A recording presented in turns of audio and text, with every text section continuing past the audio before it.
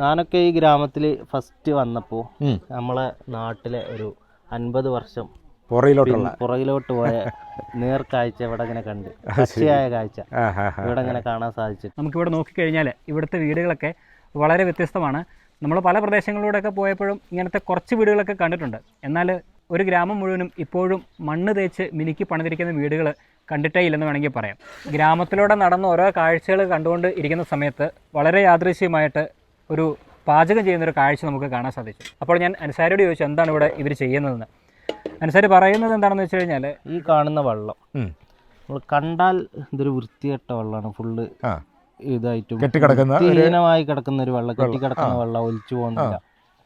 ഈ വെള്ളത്തിൽ നിന്നാണ് ഇവർ കുളിക്കാനും അലക്കാനും കുടിക്കാനും ഭക്ഷണം കഴിച്ച പാത്രം കഴുകാനൊക്കെ ഉപയോഗിക്കുന്ന വെള്ളം ഇതാണ്. കണ്ടാ വിശ്വസിക്കില്ല, പക്ഷെ നിങ്ങൾക്ക് കാണിച്ചു തരാം. കുളത്തിലേക്ക് പോകുന്ന ഐക്യചാല പോകുന്ന ആ ഭാഗമൊക്കെ നോക്കിയാൽ ഫുൾ ഐക്കാണ്. ഹലോ, എല്ലാ കൂട്ടുകാർക്കും നമസ്കാരം. നമ്മളങ്ങനെ നമ്മുടെ യാത്രയുടെ ഭാഗമായിട്ട് നമ്മളിപ്പോൾ ഉള്ളത് പശ്ചിമ ബംഗാളിലാണ്. കഴിഞ്ഞ യാത്രയിൽ കൊൽക്കത്ത നഗരത്തിലെ വിശേഷങ്ങളും കാഴ്ചകളൊക്കെ നിങ്ങളുമായിട്ട് പങ്കുവച്ചിരുന്നു. അവിടെ നിന്ന് ഏകദേശം 450 കിലോമീറ്ററോളം സഞ്ചരിച്ച് മാജിക്കണ്ട എന്ന ഒരു ഗ്രാമത്തിലേക്കാണ് നമ്മളിപ്പോൾ എത്തിച്ചേർന്നിരിക്കുന്നത്. ഇവിടെ എൻ്റെ ചുറ്റും നോക്കിക്കഴിഞ്ഞാൽ വളരെ മനോഹരമായി പൂത്തൊളിഞ്ഞ് നിൽക്കുന്ന കടുക് പാടങ്ങൾ നമുക്ക് കാണാൻ സാധിക്കും. വളരെ മനോഹരമായ കാഴ്ചയാണ്, അല്ലെങ്കിൽ ഹൃദ്യമായ കാഴ്ചയാണ് എന്ന് വേണമെങ്കിൽ എടുത്തു പറയാം. ഇപ്പോൾ ശൈത്യകാലമാണ്. ശൈത്യകാലത്തിൽ പശ്ചിമ ബംഗാളിൽ ഒട്ടുമിക്ക സ്ഥലങ്ങളിലും കൃഷി ചെയ്യുന്നത് ഇതുപോലത്തെ കടുകാണ്. ഈ മാജിക്കണ്ട എന്ന ഗ്രാമത്തിൽ നമ്മൾ താമസിക്കുന്നത് തൈബ സെൻറ്ററിലാണ്. തൈബ സെൻറ്റർ എന്താണെന്നൊക്കെ ഉള്ളത് വഴിയേ പറയാം. എങ്ങനെ ഈ ഒരു ഗ്രാമത്തിലേക്ക് എത്തിച്ചേർന്നു എന്ന് ചോദിച്ചു കഴിഞ്ഞാൽ, കൊൽക്കട്ടയിൽ നിന്ന് കഴിഞ്ഞ യാത്രയിൽ പരിചയപ്പെട്ട മുബഷീർ ഉണ്ടല്ലോ, അദ്ദേഹത്തിൻ്റെ കെയർ ഓഫിലാണ് നമ്മളിവിടെ എത്തിച്ചേർന്നത്.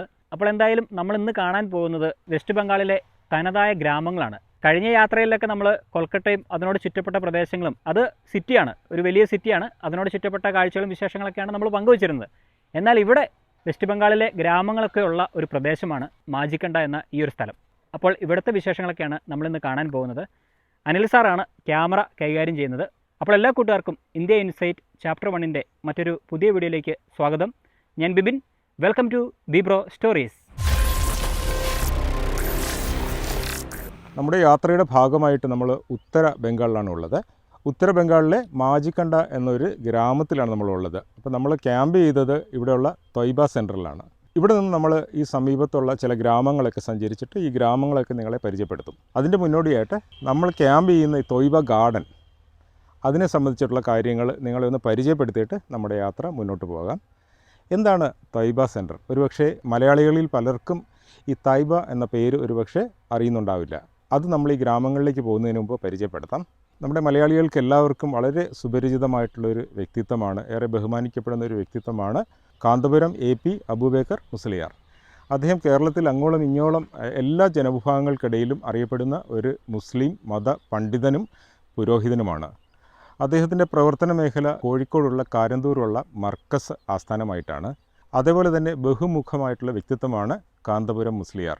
അദ്ദേഹം ഒരു ഇസ്ലാമിക പണ്ഡിതനാണ്, അതുപോലെ തന്നെ ഒരു വലിയ പ്രഭാഷകനാണ്, സാമൂഹ്യ രംഗങ്ങളിലൊക്കെ ഇടപെടുന്ന വ്യക്തിത്വമാണ്. അതുപോലെ തന്നെ വളരെ ദീർഘദർശിത്വമുള്ള ഒരു വ്യക്തിത്വമാണ് അദ്ദേഹം. വിദ്യാഭ്യാസ രംഗങ്ങളിലുമൊക്കെ അദ്ദേഹം ഇടപെടുന്നുണ്ട്. അതിൻ്റെ ഏറ്റവും വലിയ ഉത്തമ ഉദാഹരണമാണ് അദ്ദേഹം സ്ഥാപിച്ചിട്ടുള്ള നോളജ് സിറ്റി. കാന്തപുരം ഉസ്താദിനെക്കുറിച്ച് പറയുകയാണെങ്കിൽ അദ്ദേഹം മതത്തിൻ്റെ കാര്യങ്ങളിൽ മാത്രം ഒതുങ്ങി നിൽക്കുന്ന ഒരു വ്യക്തിത്വമല്ല. അദ്ദേഹത്തിന് വിശാലമായ വീക്ഷണമാണുള്ളത്. അതെന്താണെന്ന് വെച്ചാൽ അദ്ദേഹത്തിൻ്റെ സമുദായത്തിന് മതവിദ്യാഭ്യാസം മാത്രമല്ല ഭൗതിക വിദ്യാഭ്യാസം കൂടി കൊടുക്കണമെന്നുള്ളൊരു കാഴ്ചപ്പാടുള്ള വ്യക്തിയാണ്. അതുപോലെ തന്നെ അദ്ദേഹം ഒരുപാട് നിലപാടുകളൊക്കെ എടുത്തിട്ടുള്ളൊരു വ്യക്തിയാണ് പല കാര്യങ്ങളിൽ. പ്രത്യേകിച്ച് തീവ്രവാദത്തിനെതിരായിട്ടുള്ള നിലപാടുകളിലൂടെയൊക്കെ അദ്ദേഹം ശ്രദ്ധേയമായിട്ടുള്ള ഒരു വ്യക്തിയാണ്. അദ്ദേഹം ഇന്ത്യയിലെ ഗ്രാൻഡ് മുഫ്തി എന്ന നിലയിൽ ISIS-ന് എതിരെ ആദ്യമായിട്ട് ഫത്വ പുറപ്പെടുവിച്ചിട്ടുള്ളൊരു മതപുരോഹിതൻ കൂടിയാണ്. അങ്ങനെയൊക്കെ അറിയപ്പെടുന്ന കാന്തപുരം AP അബൂബക്കർ മുസ്ലിയാരുടെ ഒരു വിഷനാണ് ഈ തൈബ എന്ന് പറയുന്നത്. അതായത് കേരളത്തിന് വെളിയിലുള്ള പല സംസ്ഥാനങ്ങളിലെയും ഗ്രാമപ്രദേശങ്ങളിൽ വിദ്യാഭ്യാസം എത്തിക്കുക എന്ന ഉദ്ദേശത്തോടു കൂടിയിട്ടാണ് തൈബ എന്നൊരു ഗ്രൂപ്പ് ഓഫ് ഇൻസ്റ്റിറ്റ്യൂഷൻ അദ്ദേഹത്തിൻ്റെ നേതൃത്വത്തിൽ സ്ഥാപിക്കപ്പെട്ടിട്ടുള്ളത്. കുറേ വർഷങ്ങളായിട്ട് തൈബ പ്രവർത്തിച്ചു വരുന്നുണ്ട്. അപ്പോൾ അദ്ദേഹത്തിൻ്റെ കാഴ്ചപ്പാടിനോട് നീതി പുലർത്തുന്ന രീതിയിലാണ് ഇപ്പോൾ തൈബയുടെ പ്രവർത്തനങ്ങളെല്ലാം തന്നെ. അത് ഇന്ത്യയിലെ ഒട്ടുമിക്ക സംസ്ഥാനങ്ങളിലും തൈബ പ്രവർത്തിക്കുന്നുണ്ട്. അടിസ്ഥാന വിദ്യാഭ്യാസം, അതായത് UKG LKG മുതൽ ഉന്നത വിദ്യാഭ്യാസ മേഖലകൾ കൂടി തൈബ പ്രസ്ഥാനങ്ങൾ പ്രവർത്തിക്കുന്നുണ്ട്. നമ്മളോടൊപ്പം ഇപ്പോൾ ഉള്ളത് ഇവിടെയുള്ള തൈബ സെൻറ്ററിൻ്റെ ജോയിൻറ്റ് ഡയറക്ടറായിട്ടുള്ള ഷെരീഫ് ഉസ്താദാണ്. അപ്പോൾ എന്താണ് തൈബ, അതിൻ്റെ പ്രവർത്തനങ്ങൾ എന്തൊക്കെയാണ്, അതിൻ്റെ ഭാവിയിലേക്കുള്ള കാഴ്ചപ്പാട് എന്തൊക്കെയാണെന്ന് നമുക്ക് ഷെരീഫ് ഉസ്താദിനോട് തന്നെ ചോദിക്കാം. ഉസ്താദേ, സന്തോഷം പരിചയപ്പെടാനൊക്കെ കഴിഞ്ഞതിൽ. അപ്പോൾ നമുക്ക് നമ്മുടെ പ്രേക്ഷകർക്ക് വേണ്ടി ഉസ്താദിനോട് ചോദിക്കാനുള്ളത്, ആദ്യം പലർക്കും അറിയില്ല തൈബ എന്താണെന്ന്. ഞാനും ഇവിടെ വന്നപ്പോഴാണ് ഈ തൈബ എന്താണെന്ന് കേൾക്കുന്നത്. എന്താണ് തൈബ, അത് എന്ന് തൊട്ടാണ് ഇത് പ്രവർത്തിച്ചു തുടങ്ങിയത്, അതിൻ്റെ പ്രവർത്തന മേഖലകൾ എന്തൊക്കെയാണെന്ന് ഒന്ന് ചെറിയ വാക്കുകളിലൊന്ന് വിശദീകരിക്കാമോ? ത്വയ്ബ ഗാർഡൻ എന്ന് പറയുന്നത് മർക്കസിൻ്റെ ദേശീയ മിഷൻ്റെ ഭാഗമായിട്ട് മർക്കസ് നടത്തുന്ന വിദ്യാഭ്യാസ ജീവകാരുണ്യ പ്രവർത്തനങ്ങൾ ഇന്ത്യയുടെ 25ഓളം സ്റ്റേറ്റുകളിൽ മർക്കസിൻ്റെ പ്രവർത്തനങ്ങൾ നടത്തി വരുന്നുണ്ട്. അപ്പോൾ അതിൻ്റെ ഭാഗമായിട്ട് നോർത്ത് ഈസ്റ്റേൺ സ്റ്റേറ്റിലുള്ള മർക്കസിൻ്റെ വിദ്യാഭ്യാസ ജീവകാരുണ്യങ്ങൾ പ്രവർത്തനങ്ങളുടെ ഒരു ആസ്ഥാനമാണ് തൈബ ഗാർഡൻ. ഇവിടെയുള്ള Taiba garden group of institution north eastern സംസ്ഥാനങ്ങളായ വെസ്റ്റ് ബംഗാൾ, ബീഹാർ, ജാർഖണ്ഡ്, ഒഡീസ, ആസാം, ത്രിപുര, മണിപ്പൂർ തുടങ്ങിയ ഈ സംസ്ഥാനങ്ങളിലൊക്കെ മർക്കസിൻ്റെ ജീവകാരുണ്യ വിദ്യാഭ്യാസ പ്രവർത്തനങ്ങൾ നടക്കുന്നത് ത്വയ്ബ ഗാർഡനിലൂടെയാണ്. അപ്പോൾ ഇവിടെയാണ് ഇതിൻ്റെ ഒരു അഡ്മിനിസ്ട്രേറ്റീവ് ഹെഡ്ക്വാർട്ടേഴ്സ് ഇതാണ്.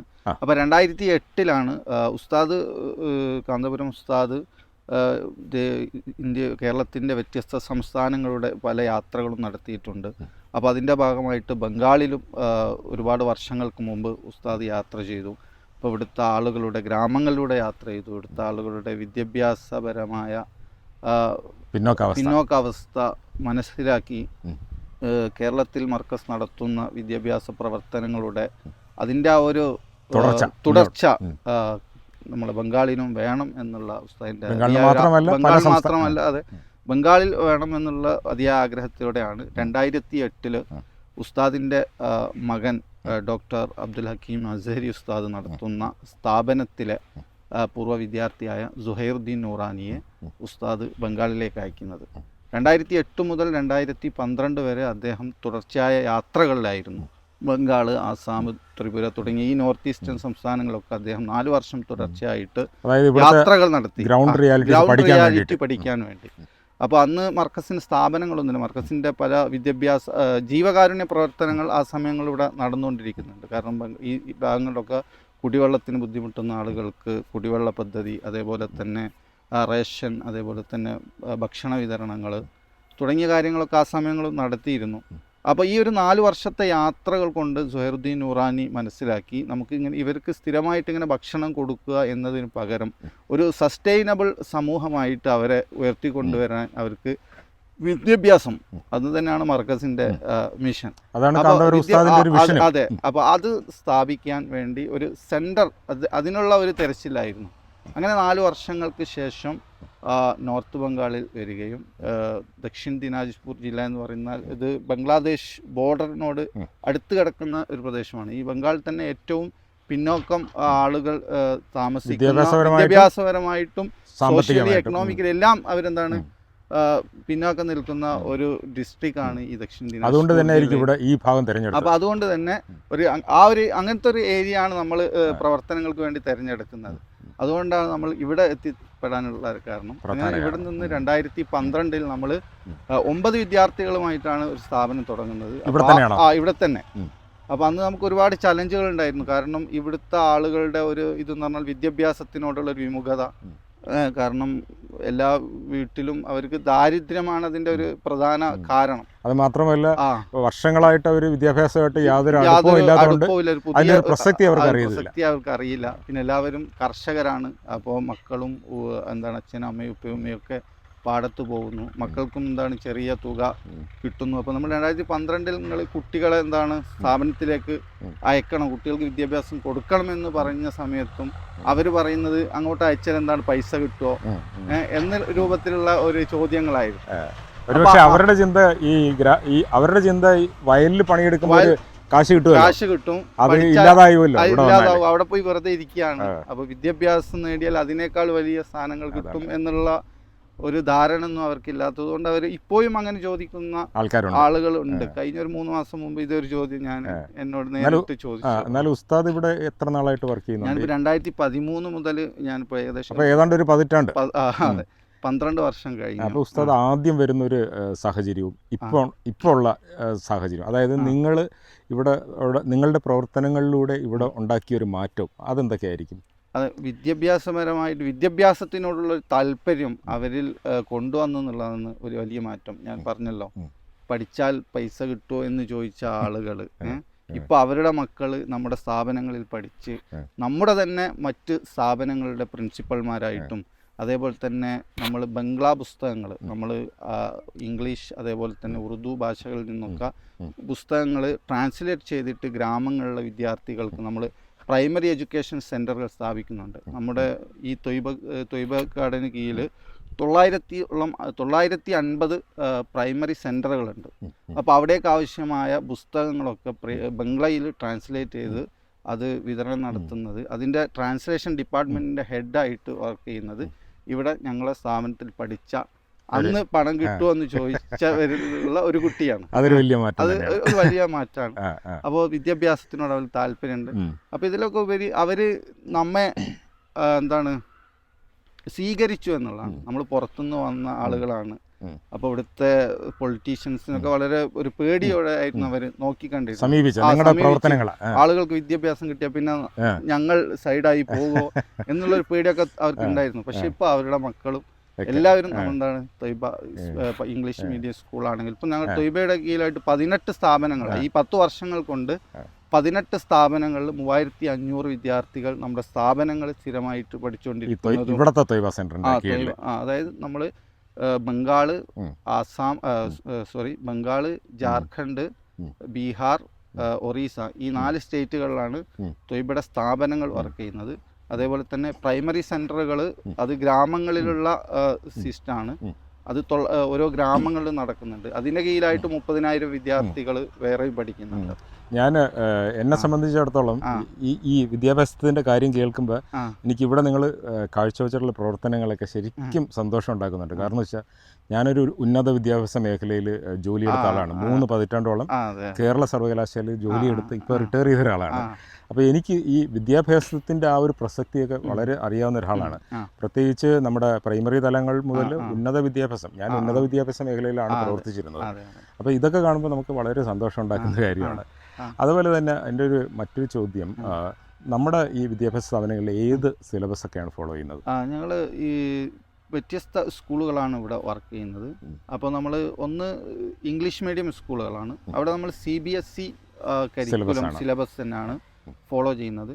അതേപോലെ തന്നെ ഞങ്ങൾ ബോർഡിംഗ് സ്കൂളുകളിൽ നമ്മൾ വെസ്റ്റ് ബംഗാൾ ഗവൺമെൻറ്റിൻ്റെ ബംഗ്ലാ മീഡിയം സിലബസുകളാണ്. അതേപോലെ തന്നെ നമ്മളെ കോളേജ് ഓഫ് ഇൻ്റഗ്രേറ്റഡ് സ്റ്റഡീസ് എന്ന് പറയുന്ന അവിടെ ഞങ്ങൾ ഫോളോ ചെയ്യുന്നത് നിയോസ് ൻ്റെ 10ാം ക്ലാസ് തുല്യത വിദ്യാഭ്യാസം ആ ഒരു പാറ്റേൺ ആയിട്ടാണ് ഞങ്ങൾ പോകുന്നത്. നിങ്ങളുടെ വിദ്യാഭ്യാസ സ്ഥാപനങ്ങളിൽ പിന്നെ പ്രൈമറി തലങ്ങൾ മുതൽ ഉന്നത വിദ്യാഭ്യാസം വരെ ഉണ്ടല്ലോ. അപ്പോൾ ഞങ്ങൾ 10 വർഷം ആയി. 10 വർഷം കൊണ്ട് ഞങ്ങളിപ്പോൾ നമ്മൾ ഹയർ സെക്കൻഡറി വരെയാണ് ഇപ്പം നിലവിലുള്ള നമ്മുടെ വിദ്യാഭ്യാസ പഠനമുള്ളത്. ഇനി നമ്മുടെ അടുത്തൊരു സ്റ്റേജിലേക്ക് പോകുന്നത് ഞങ്ങളിപ്പോൾ ഈ വർഷം തൊയ്ബ സ്പാർക്ക് അക്കാഡമി എന്ന് പറഞ്ഞിട്ട് പുതിയൊരു സംരംഭം ഞങ്ങൾ തുടങ്ങാൻ പോകുന്നു. അപ്പോൾ നീറ്റ് പോലെയുള്ള കോച്ചിങ് സെൻ്ററുകൾ. ഇപ്പം നിലവിൽ നമ്മുടെ സ്ഥാപനത്തിൽ പഠിച്ച ഓർഫൻ കുട്ടികൾ അവർ നീറ്റ് കോച്ചിങ് സെൻ്ററുകൾ പുറത്ത് ഞങ്ങളുടെ സ്കോളർഷിപ്പിൽ പഠിക്കുന്നുണ്ട്. അപ്പോൾ ഈ ഗ്രാമത്തിൻ്റെ തൊട്ടടുത്തുള്ള ഒരു കുട്ടി, ആ കുട്ടിയുടെ ഉപ്പ രോഗം വന്ന് മരണപ്പെട്ടു. അപ്പോൾ കൃത്യമായ ചികിത്സയൊന്നും കിട്ടാത്തത് കൊണ്ട് മരണപ്പെട്ടതാണ്. അപ്പോൾ ആ കുട്ടിയെ 8ാം വയസ്സിൽ അവിടെ തൊയ്ബയിൽ കൊണ്ടുവരികയും അപ്പോൾ ഞങ്ങൾ ഇവിടെ നിന്ന് പഠിപ്പിച്ചു. +2 കഴിഞ്ഞു. അപ്പോൾ കുട്ടി പറഞ്ഞു എൻ്റെ ഉപ്പാക്ക് കൃത്യമായി നല്ല ചികിത്സ കിട്ടാത്തത് കൊണ്ടാണ് മരണപ്പെട്ടത്. അതുകൊണ്ട് എനിക്ക് നല്ല ഡോക്ടറായിട്ട് എന്ത് ചെയ്യണം, സമൂഹത്തിന് സേവനം ചെയ്യണം എന്ന് പറഞ്ഞു. അപ്പോൾ ആ കുട്ടി നമ്മുടെ തന്നെ കട്ടക്കിലുള്ള സ്കൂളിൽ നിന്ന് ഇപ്പോൾ നീറ്റ് കോച്ചിങ് സെൻറ്റർ നീറ്റിന് വേണ്ടി പ്രിപ്പയർ ചെയ്തുകൊണ്ടിരിക്കുകയാണ്. അപ്പോൾ എന്തായാലും അത് വളരെ സന്തോഷകരമായ ഒരു വാർത്ത തന്നെയാണ്. അതുപോലെ എനിക്കറിയാനുള്ളത് ഉന്നത വിദ്യാഭ്യാസ മേഖലയിൽ, അതായത് കോളേജ് തലങ്ങളിൽ സ്ഥാപനങ്ങളുണ്ടോ? കോളേജ് തലങ്ങളിൽ ഞങ്ങൾ നിലവിൽ സ്ഥാപനമില്ല. ഇപ്പം നമ്മൾ നിൽക്കുന്നത് നമ്മുടെ പുതിയ ഒരു പ്ലോട്ടിലാണ്. അതെ. അപ്പോൾ നമ്മുടെ തൊയ്ബയുടെ നെക്സ്റ്റ് 10 വർഷം എന്നുള്ളത് ഞങ്ങൾ ഗ്രാജുവേഷൻ ലെവലുള്ള കോളേജുകൾ. ഇപ്പം നിലവിൽ നമ്മളെ കുട്ടികൾ പുറത്തു പോയിട്ട് നമ്മുടെ സ്ഥാപനത്തിൽ പഠിക്കുന്ന കോളേജ് ഓഫ് ഇൻ്റഗ്രേറ്റഡ് സ്റ്റഡീസിൽ പഠിക്കുന്ന വിദ്യാർത്ഥികൾ ഇവിടെ ലോ കോളേജിൽ ലോ ചെയ്യുന്നുണ്ട്. അപ്പോൾ അതേപോലെയുള്ള വലിയ കോഴ്സുകൾ നമ്മുടെ ത്വയ്ബയുടെ കീഴിൽ തന്നെ തുടങ്ങണം എന്നാണ് നമ്മൾ ആഗ്രഹിക്കുന്നത്. അപ്പോൾ ഇനി ഭാവിയിൽ നിങ്ങളുടെ ഒരു വിഷൻ എന്താണ് ത്വയ്ബയെ സംബന്ധിച്ച്? ത്വയ്ബയുടെ സ്ഥാപനങ്ങൾ ഇപ്പോൾ ആകെ 18 സ്ഥാപനങ്ങളാണ് നമുക്ക് നമ്മുടെ കീഴിലുള്ളൂ. ഇപ്പോൾ ഉസ്താദിന്റെ നേതൃത്വത്തിൽ ഇവിടെ പ്രവർത്തിക്കുന്ന സെന്ററിൽ. അതെ. അപ്പോൾ സുഹൈറുദ്ദീൻ നൂറാനിയുടെ നേതൃത്വത്തിൽ അദ്ദേഹമാണ് ഡയറക്ടർ. അദ്ദേഹം ഇപ്പോൾ ഇവിടെ ഇല്ല. ഉസ്താദ് ജോയിന്റ് ഡയറക്ടറാണ്. അപ്പോൾ ഈ ത്വയ്ബയുടെ പ്രവർത്തനങ്ങൾ കൂടുതൽ വ്യാപിപ്പിക്കുക എന്നുള്ളതാണ്. അപ്പോൾ നോർത്ത് ഈസ്റ്റേൺ സ്റ്റേറ്റുകൾ, ആസാം, ത്രിപുര, മണിപ്പൂർ, അതേപോലെ തന്നെ ബംഗാളിൻ്റെ ഒരു കോർണറിൽ മാത്രമാണ് നമ്മുടെ പ്രവർത്തനങ്ങൾ എത്തിയിട്ടുള്ളൂ. ബംഗാൾ വളരെ വിശാലമാണ്. കേരളത്തിൻ്റെ ജനസംഖ്യയേക്കാൾ 4 മടങ്ങ് ജനസംഖ്യ കൂടുതലാണ്. അപ്പോൾ ഇനിയും ഒരുപാട് പ്രവർത്തിക്കാനുള്ള സാധ്യതകൾ. അപ്പോൾ ഇതൊരു കാന്തപുരം ഉസ്താദിന്റെ ഒരു പ്രവർത്തനങ്ങൾ കൊണ്ട് മാത്രം നമുക്കിവിടെ മാറ്റിയെടുക്കാൻ കഴിയില്ല. ഇതേപോലെയുള്ള ഒരുപാട് NGOs വിദ്യാഭ്യാസ മേഖലകളിലേക്ക് കടന്നു വരണമെന്നാണ് നമുക്ക് പറയാൻ ആഗ്രഹിക്കുന്നത്. കാരണം വിദ്യാഭ്യാസത്തിലൂടെ മാത്രമാണ് നമുക്ക് ഈ ഒരു പരിവർത്തനം ഉണ്ടാക്കാൻ കഴിയുള്ളൂ. അല്ലാതെ നമുക്ക് എന്നും ഇവർക്ക് ഭക്ഷണം കൊടുക്കുക, എന്നും നമ്മൾ സാമ്പത്തിക സഹായം സഹായിച്ചുകൊണ്ടിരിക്കാൻ പറ്റില്ല. ഇല്ല. അപ്പോൾ അവരൊരു സെൽഫ് സഫിഷ്യന്റ് ആവണം, ആവണം. ആ ഒരു ഇതാണ് നമ്മൾ മുന്നോട്ട് വെക്കുന്നത്. അതുപോലെ ഉസ്താദിന്റെ ത്വയ്ബ സെന്ററിൽ എത്ര സ്റ്റാഫൊക്കെ വർക്ക് ചെയ്യുന്നുണ്ട്? ഇപ്പം നിലവിൽ നമ്മുടെ ത്വയ്ബ സെന്ററിൽ മലയാളികളായ 63 സ്റ്റാഫുകൾ വർക്ക് ചെയ്യുന്നുണ്ട്. അതേപോലെ തന്നെ ടോട്ടൽ നമ്മുടെ സ്റ്റാഫ് സ്ട്രെങ്ത് എന്ന് പറയുന്നത് 203 ആണ്. അപ്പോൾ 203 ആളുകൾ നമ്മുടെ ത്വയ്ബ ഗ്രൂപ്പ് ഓഫ് ഇൻസ്റ്റിറ്റ്യൂഷനിൽ വർക്ക് ചെയ്യുന്നത്. നമ്മുടെ പ്രൈമറി എഡ്യൂക്കേഷൻ സെന്ററുകൾ, ഗ്രാമങ്ങൾ നടക്കുന്ന പ്രൈമറി എഡ്യൂക്കേഷൻ സെന്ററുകളിൽ 1000-ലധികം ടീച്ചിങ് സ്റ്റാഫുകളുണ്ട്.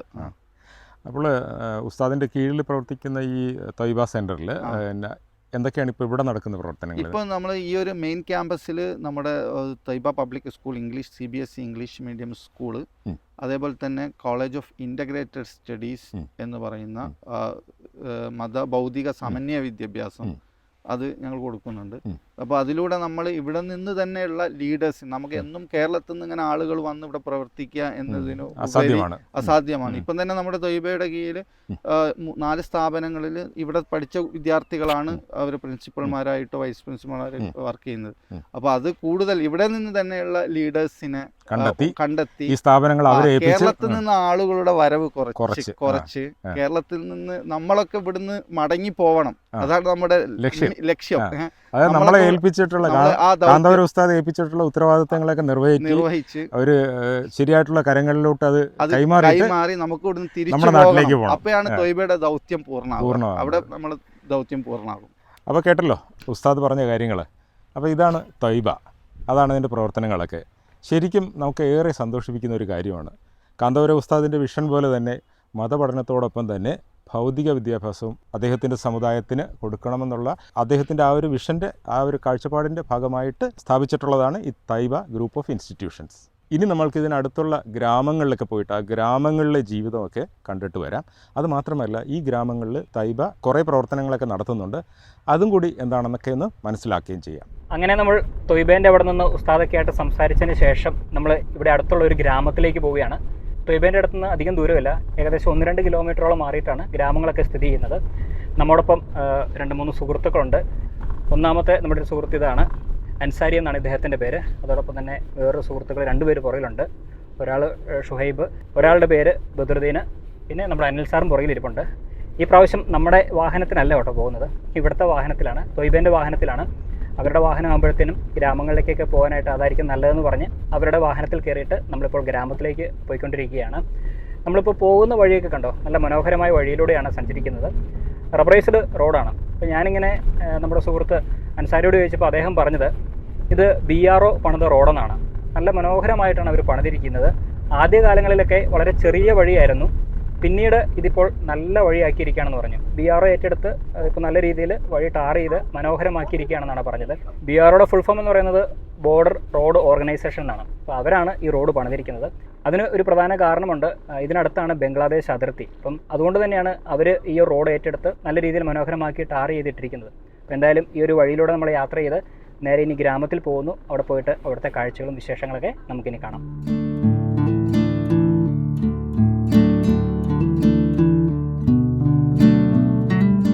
നമ്മളങ്ങനെ ഇവരോടൊപ്പം ഈ ഗ്രാമത്തിലേക്ക് എത്തിച്ചേർന്നിരിക്കുകയാണ്. ഈ ഗ്രാമം അറിയപ്പെടുന്നത് ഷെരീഫാബാദ് എന്നാണ്. ഇവിടെ കുറേ കുടുംബങ്ങൾ താമസിക്കുന്നുണ്ട്. ഉസ്താദും അതോടൊപ്പം തന്നെ ഇവരൊക്കെ പറഞ്ഞതുപോലെ തന്നെ നമുക്കിവിടെ നോക്കിക്കഴിഞ്ഞാൽ ഇവിടുത്തെ വീടുകളൊക്കെ വളരെ വ്യത്യസ്തമാണ്. നമ്മൾ പല പ്രദേശങ്ങളിലൂടെയൊക്കെ പോയപ്പോഴും ഇങ്ങനത്തെ കുറച്ച് വീടുകളൊക്കെ കണ്ടിട്ടുണ്ട്. എന്നാൽ ഒരു ഗ്രാമം മുഴുവനും ഇപ്പോഴും മണ്ണ് തേച്ച് മിനുക്കി പണിതിരിക്കുന്ന വീടുകൾ കണ്ടിട്ടേ ഇല്ലെന്ന് വേണമെങ്കിൽ പറയാം. കാരണം പുതിയ വീടുകളൊക്കെ പല സ്ഥലങ്ങളിലൊക്കെ വന്നു തുടങ്ങിയിട്ടുണ്ട്. എന്നാൽ ഇവിടെ നമുക്ക് നോക്കിക്കഴിഞ്ഞാൽ ഒട്ടുമിക്ക വീടുകളും മണ്ണുകൊണ്ട് നിർമ്മിച്ചവയാണ്. അപ്പോൾ ഇവരോടൊപ്പം നടന്ന് നമുക്ക് ഇവിടുത്തെ ഗ്രാമത്തിലെ വിശേഷങ്ങളും കാഴ്ചകളൊക്കെ കാണാം. ഇപ്പോൾ നമ്മളങ്ങനെ ഷെരീഫാബാദ് എന്ന് പറഞ്ഞാൽ ഒരു ടിപ്പിക്കൽ ബംഗാളി ഗ്രാമത്തിൽ എത്തിച്ചേർന്നിരിക്കുകയാണ്.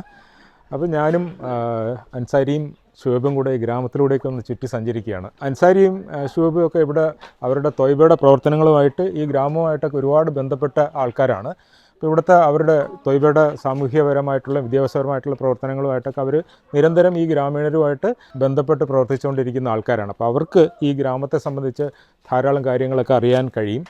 അപ്പോൾ നമുക്ക് അൻസാരിയോടൊന്ന് ചോദിച്ചു നോക്കാം, എന്താണ് ഈ ഒരു ബംഗാളി ഗ്രാമത്തിൻ്റെ ഒരു സവിശേഷത, അല്ലെങ്കിൽ എന്താണ് ഒരു പ്രത്യേകത? ബംഗാളി ഗ്രാമങ്ങൾക്ക് നമ്മൾ ഇതുവരെ കണ്ടിട്ടുള്ള ഗ്രാമങ്ങളിൽ നിന്നൊക്കെ അപേക്ഷിച്ച് ഒരുപാട് പ്രത്യേകതകളും ഒക്കെ ഉണ്ട്. അപ്പോൾ അതെന്താണെന്ന് അൻസാരിയോട് തന്നെ ചോദിക്കാം. അപ്പോൾ അൻസാരി, നമ്മൾ ഈ പൊതുവേ ഈ ബംഗാളിലെ ഗ്രാമങ്ങൾക്ക് ഒരു പ്രത്യേകത എന്തൊക്കെയാണ്? അതിൻ്റെ ഒരു പ്രത്യേകത ഈ ഗ്രാമങ്ങൾക്ക്? ബംഗാളി ഗ്രാമത്തിലെ ഒരു ഗ്രാമമാണ് ഇപ്പോൾ നിങ്ങൾ ഈ കാണുന്നത്. ഇവിടെ ഉള്ളപ്പോൾ അത് കണ്ടപ്പോൾ മനസ്സിലായില്ലേ, മുഴുവൻ മൺവീടുകളാണുള്ളത്. അതും 2 നില മൺവീടുകളാണ്. ഇത് ഒരുപാട് കാലത്തെ പരിശ്രമത്തിൻ്റെ ഫലമായിട്ട് അവർ ഉണ്ടാക്കിയെടുക്കുന്ന വീടുകളാണ് ഇതൊക്കെ. ഘട്ടം ഘട്ടമായിട്ട് വികസിച്ച് ഘട്ടമായി അവർ തേച്ച് മിനുക്കി അതിൻ്റെ അവസാന പണിയാണ് ഇപ്പോൾ ഈ പുറത്ത് കാണുന്ന ചായയൊക്കെ തേച്ച് മിനുക്കി വൃത്തിയാക്കിയത്. പിന്നെ ഈ വീടുകൾക്കൊക്കെ ഭയങ്കര പ്രത്യേകത ഉണ്ട്. ഇപ്പോൾ തണുപ്പ് കാലത്ത് ഈ മൺവീടിൻ്റെ ഉള്ളിൽ ചൂടായിരിക്കും, ചൂടുകാലത്ത് ഉള്ളിൽ തണുപ്പുമായിരിക്കും. അപ്പോൾ ഇവർക്ക് താമസിക്കാൻ അത് മതി. പിന്നെ ഇവിടെ ഉള്ള ആളുകളുടെ നിത്യ ജീവിത മാർഗം എന്ന് പറഞ്ഞാൽ കൃഷിയാണ്. മെയിനായിട്ട് അവർ കൃഷി ചെയ്ത് ജീവിക്കുന്ന ആളുകളാണ് പകുതി മുക്കാലും, എല്ലാവരും എന്ന് പറയാം. എല്ലാവരും കർഷകരാണ്. അതിന്റെ ബാക്ക് സൈഡിൽ ഫുള്ള് നീണ്ടു വരുന്ന കിടക്കുന്ന പാടങ്ങളാണ്. അത് അവരുടെ സ്വന്തം പാടങ്ങളാണോ? അത് സ്വന്തം ആണ്. പിന്നെ വീടുകളിൽ കൂട്ടുകുടുംബമായിട്ടാണ് താമസിക്കുന്നത്. ഒരു വീട്ടിൽ തന്നെ 5 ഫാമിലി, ഏട്ടനും ജ്യേഷ്ഠനും അനിയന്മാർ. അതാണ് ഞാൻ ശ്രദ്ധിച്ച ഒരു കാര്യം എന്ന് പറഞ്ഞാൽ, ഇവിടുത്തെ ഗ്രാമത്തിലെ വീടാണെങ്കിൽ കൂടിയും ഓരോ വീടും വലിയ വീടായിട്ട് എനിക്ക് തോന്നി. അപ്പോൾ ഇത് കൂട്ടുകുടുംബം ആയതുകൊണ്ടാണ് അത്രയും ഒരു വലിയ കുടുംബമായിട്ടാണ് ജീവിക്കുന്നത്. അപ്പോൾ ഒരു വീട്ടിൽ എത്ര ആൾക്കാരൊക്കെ താമസിക്കും സാധാരണ? 4. അവർ മക്കളെല്ലാവരും ഒരുമിച്ചാണ് താമസിക്കുക.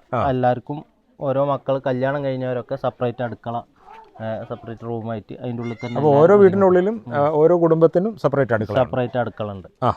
അപ്പോൾ അവരങ്ങനെ താമസിക്കുന്ന ഒരു കൂട്ടുകുടുംബമായിട്ട് ജീവിക്കുന്ന ഒരു ഇതാണ് ഇവിടെ ഉള്ളത്.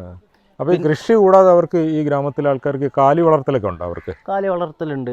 കൃഷി, കാലി വളർത്തൽ, കന്നുകാലി വളർത്തൽ, ആട്, ഇതൊക്കെ തന്നെയാണ് ഇവിടുത്തെ കാര്യമായിട്ടുള്ള വരുമാനം ഇവരെ. അപ്പോൾ ഇങ്ങനെയാണ് അവർ ജീവിച്ചു പോകുന്നത്. ഞാനൊക്കെ ഈ ഗ്രാമത്തിൽ ഫസ്റ്റ് വന്നപ്പോൾ നമ്മളെ നാട്ടിലെ ഒരു 50 വർഷം പുറകിലോട്ട് പോയ നേർക്കാഴ്ച ഇവിടെ ഇങ്ങനെ കണ്ട്, പച്ചയായ കാഴ്ച ഇവിടെ ഇങ്ങനെ കാണാൻ സാധിച്ചിട്ടുണ്ട്. എത്ര നാളായി ഇവിടെ വന്നിട്ട്? ഈ ഭാഗത്ത് തൊയ്ബയിൽ വന്നിട്ട് ഞാൻ 5 വർഷമായി. അപ്പോൾ ഒരു 5 കൊല്ലം മുന്നേയും വല്ലാത്ത അവസ്ഥയായിരുന്നു. 5 കൊല്ലം മുന്നേ ഇതേ അവസ്ഥയാണ്. ഇപ്പോൾ വികസിച്ചു എന്ന് പറയാൻ ഈ റോഡേ ഉള്ളൂ. റോഡൊന്ന് ടാറിട്ടിട്ടുണ്ട്. പിന്നെ നിങ്ങളുടെ തൊയ്ബയുടെ പ്രവർത്തനങ്ങളും ഇവിടെ കുറച്ച് ഭൗതികമായിട്ടുള്ള മാറ്റങ്ങൾ ഉണ്ടാക്കിയിട്ടുണ്ടല്ലോ. അത് തന്നെ. ഈ ഗ്രാമത്തിൽ തൊയ്ബയുടെ കീഴിൽ പ്രൈമറി എഡ്യൂക്കേഷൻ സെന്റർ പ്രവർത്തിച്ചു വരുന്നുണ്ട്. പിന്നെ അത് കാണിച്ചു തരാം, കുറച്ച് മുന്നിൽ അവിടെ ഉണ്ട്. അല്ല, തൊയ്ബയുടെ കാര്യം ഞാൻ ചോദിക്കാം. അതിനു മുമ്പ് മറ്റൊരു കാര്യം എന്താണെന്ന് വെച്ചാൽ, ഈ ഗ്രാമത്തിൽ പൊതുവെ കുടിവെള്ളത്തിൻ്റെ അല്ലെങ്കിൽ ഈ വൈദ്യുതിയുടെ മറ്റു കാര്യങ്ങളൊക്കെ എങ്ങനെയാണ്? വൈദ്യുതി ലൈൻ ഉണ്ടെങ്കിലും പിന്നെ ഒരു വരിയിലും മീറ്റർ ഉണ്ടാവില്ല. അവർ സ്വന്തമായിട്ട് കറണ്ട് കൊളുത്തിയിട്ടാണ് അവനവൻ്റെ വീട്ടിലേക്ക് വൈദ്യുതി എടുക്കുന്നത്. അവർക്ക് മീറ്ററും മറ്റൊന്നും ആവശ്യമില്ല. അവര് വേറെ കറണ്ട് ബില്ല് അടക്കാൻ വരുന്ന ആൾക്കാരുടെ അടുത്ത് ചെറിയ പൈസ കൊടുത്തിട്ട് അവരും അങ്ങനെ തന്നെ ചെറിയൊരു അഡ്ജസ്റ്റ്മെന്റിൽ പോകുന്നതാണ്. പിന്നെ ഈ ഗ്രാമത്തിന്റെ പ്രത്യേകത എന്ന് പറഞ്ഞാൽ കുടിവെള്ളത്തിനെ പറ്റി പറഞ്ഞല്ലോ. അപ്പോ ഈ കാണുന്ന വെള്ളം നമ്മൾ കണ്ടാൽ ഇതൊരു വൃത്തികെട്ട വെള്ളമാണ്. ഫുള്ള് ഇതായിട്ടും കെട്ടിക്കിടക്കുന്ന വൃത്തിഹീനമായി കിടക്കുന്ന ഒരു വെള്ളം, കെട്ടിക്കിടക്കുന്ന വെള്ളം ഒലിച്ചു പോകുന്നില്ല. ഈ വെള്ളത്തിൽ നിന്നാണ് ഇവര് കുളിക്കാനും അലക്കാനും കുടിക്കാനും ഭക്ഷണം കഴിച്ച പാത്രം കഴുകാനൊക്കെ ഉപയോഗിക്കുന്ന വെള്ളം ഇതാണ്. കണ്ടാ വിശ്വസിക്കില്ല, പക്ഷെ നിങ്ങൾക്ക് കാണിച്ചു തരാം. അവര് ചാല് തന്നെ കുളത്തിലേക്ക് പോകുന്ന ഐക്യചാല പോകുന്ന ആ ഭാഗമൊക്കെ നോക്കിയാൽ ഫുൾ ഐക്കാണ്. പക്ഷേ ഇവർക്കിത് മതി. നമുക്ക് നമ്മൾ ശുദ്ധി ഉള്ള വെള്ളം ഉപയോഗിച്ച് ശീലമായതുകൊണ്ട് നമുക്ക് ഇതൊരു വൃത്തികേടായി തോന്നുന്നു. അവർക്ക് വെള്ളം അങ്ങ് മതി. അത് മതി. അതെങ്ങനെയാണെന്നൊന്നും ഒരു പ്രശ്നമില്ല. അതിന് ഇത് ഉപയോഗിച്ചുകൊണ്ട് അവർക്ക് രോഗമുണ്ടോ ഇല്ല എന്നുള്ളതൊന്നും അറിയാം. പക്ഷെ ഇതാണ് അവർ ഉപയോഗിച്ചുകൊണ്ടിരുന്നത്. എല്ലാ ബംഗാൾ ഗ്രാമങ്ങളിലും ഇതുപോലെ ഒരു കുളം ഉണ്ടാവും. ഇതുപോലെ ഒരു കുളം ഉണ്ട്. ആ കുളത്തിനെ ചുറ്റിപ്പറ്റി ഒരു ഗ്രാമം തന്നെ ഉണ്ടാകുന്നുണ്ട്. ഒരു ഗ്രാമത്തിൽ ഒരുപാട് ഇതിപ്പോ ഇവിടെ 2 അവിടെ ഉണ്ടോ? ഈ നമ്മളെ നിൽക്കുന്നത് ഷെരീഫാബാദ് ഗ്രാമത്തിൽ. അത് ശരി. വരുന്ന എൻട്രൻസിൽ വേറെ ഒന്ന് കണ്ട്. അത് ശരി. മുന്നോട്ട് പോകുമ്പോൾ കൂടുതൽ കാണാം. ചെറുത് വലുതായിട്ട് ഒരുപാട് കുളങ്ങൾ. അതുപോലെ അൻസാരി, നമ്മുടെ ഈ ഗ്രാമത്തിൽ പൊതുവെ ആൾക്കാരുടെ ഒരു വിദ്യാഭ്യാസ നിലവാരം അങ്ങനെയൊക്കെ എങ്ങനെയാണ്? ഒരു അതായത് നമ്മുടെ ലിറ്ററസി എന്ന് പറയത്തില്ലേ, അത് എങ്ങനെയാണ്? വിദ്യാഭ്യാസ നിലവാരം ബംഗാളിൽ വളരെ കുറവാണ്. ഗവൺമെന്റ് എല്ലാ സൗകര്യങ്ങളും ബംഗാൾ ഗവൺമെന്റ് ചെയ്തിട്ടുണ്ട്. സ്കൂളുകൾ, നല്ല ബിൽഡിങ്, സൗകര്യങ്ങളൊക്കെ ഇവിടെ ഉണ്ട്. പക്ഷെ ഗ്രാമങ്ങളിൽ ഉള്ള കുട്ടികൾ സ്കൂളിലേക്ക് പോകൽ വളരെ കുറവാണ്. എന്താന്ന് വെച്ചാൽ അവർ ഒന്നെങ്കിൽ ആചരണോ അല്ലെങ്കിൽ ഉച്ചഭക്ഷണത്തിനോ ആയിട്ട് മാത്രമാണ് അവർ സ്കൂളിൽ പോകാറുള്ളത്.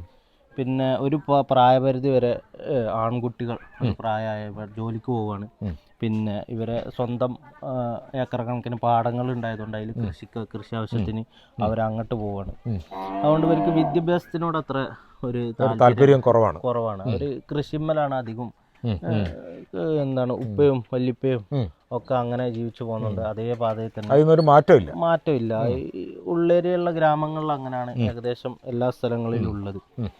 അപ്പോൾ പെൺകുട്ടികളായാൽ തന്നെ ഒരു പ്രായമായാൽ അവരെ കല്യാണം കഴിപ്പിച്ചയക്കുന്നു.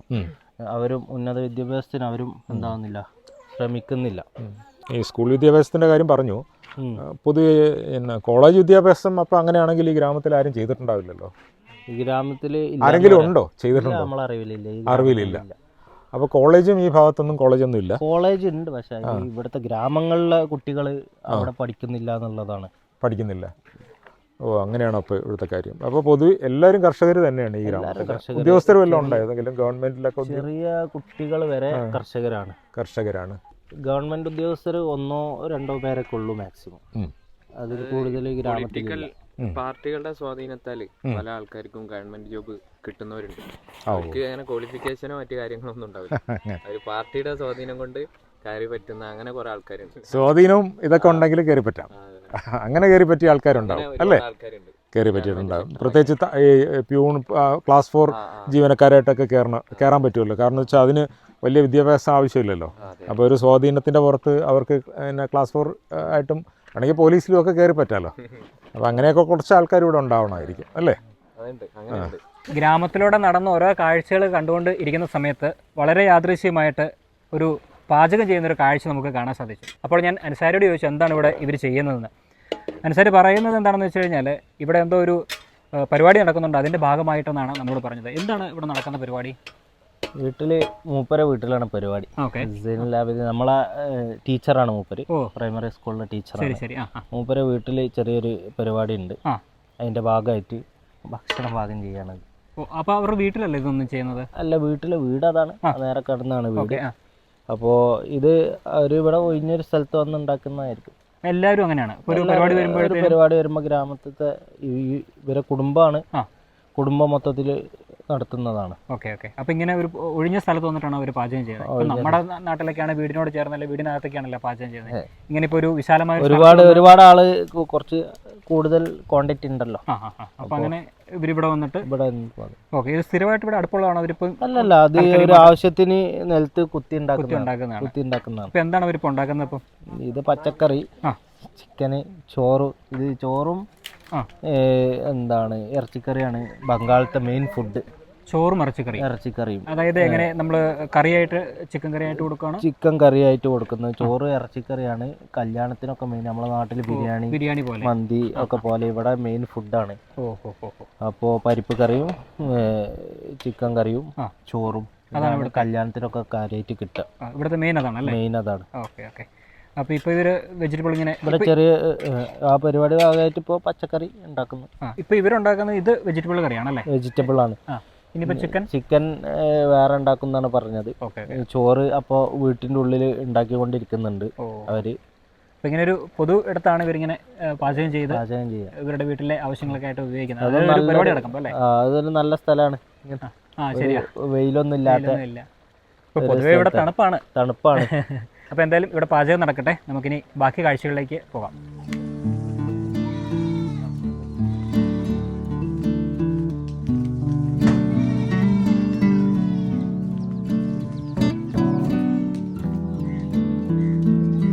ബംഗാളിലെ വീടുകളുടെ ശൈലി എന്ന് പറയുമ്പോൾ പരമ്പരാഗതമായിട്ട് ഇട്ടുള്ള ഒരു ശൈലിയിലാണ് ഇവർ വീട് നിർമ്മിക്കുന്നത്. ഇത് വർഷം 2025 ആയിട്ടുണ്ടെങ്കിലും ഇവർ ആ പഴയ രൂപത്തിലുള്ള ആ ഒരു രീതിയിലാണ് ഇപ്പോഴും നിർമ്മിക്കുന്നത്. ഗ്രാമത്തിലെ അധിക വീടുകൾ മുഴുവൻ വീടുകളും മണ്ണുകൊണ്ടാണ് നിർമ്മിച്ചിട്ടുള്ളത്. അതോടൊപ്പം തന്നെ വ്യത്യസ്തമായ വേറൊരു സംഗതി, ഈ വീട്ടിലെ ഒരു കലാവിരുത്താന്ന് പറയാം. കാണുമ്പോൾ ഇത് നല്ല ഡിസൈൻ ചെയ്തിട്ട് ഇവരെന്നെ പിടിപ്പിച്ചുണ്ടാക്കിയതാണ്. പക്ഷെ ഇതിനകത്ത് ഈ ഭിത്തിയുടെ ഒരു വീതി കണ്ടില്ല. ഈ വീടിന് ഏകദേശം 30 വർഷമേ പഴക്കമുള്ളൂ. 100 വർഷം പഴക്കമുള്ള മറ്റൊരു വീടുണ്ട് ഒരു ഗ്രാമത്തിൽ, അതിന് ഇതിൻ്റെ ഡബിള് വീതി കാണാം. അപ്പോൾ മണ്ണ് തേച്ചിട്ടാണ് ഈ ഒരു വീതി ഈ ഒരു ഭിത്തിക്ക് ഉണ്ടാകുന്നത്. എൻ്റെ കൈ ജസ്റ്റ് ഒന്ന് വെച്ച് നോക്കാം. എൻ്റെ മുട്ടും കടന്ന് എൻ്റെ കൈയുടെ മുക്കാലിലധികം ഇതിൻ്റെ വീതിയുണ്ട്. നമ്മളിങ്ങനെ മുകളിലത്തെ നിലയിലൂടെ നടക്കുന്ന സമയത്ത് വളരെ യാദൃശ്യമായിട്ട് ഒരു ഭാഗത്തിരിക്കുന്ന കണ്ടതാണ്. ഇത് വിശ്രയാണ് കണ്ടോ, നല്ല ഭംഗിയായിട്ടാണ് ഇവരത് ഉണ്ടാക്കിയിരിക്കുന്നത്. എന്തായാലും വേനൽക്കാലത്ത് അവർക്ക് വീശാനായിട്ട് ഉപയോഗിക്കുന്നൊരു വിശ്രയാണ്. ഇപ്പോൾ തണുപ്പായതുകൊണ്ട് ഇങ്ങനെ ഒരു സൈഡിൽ അവർ വെച്ചിരിക്കുകയായിരുന്നു.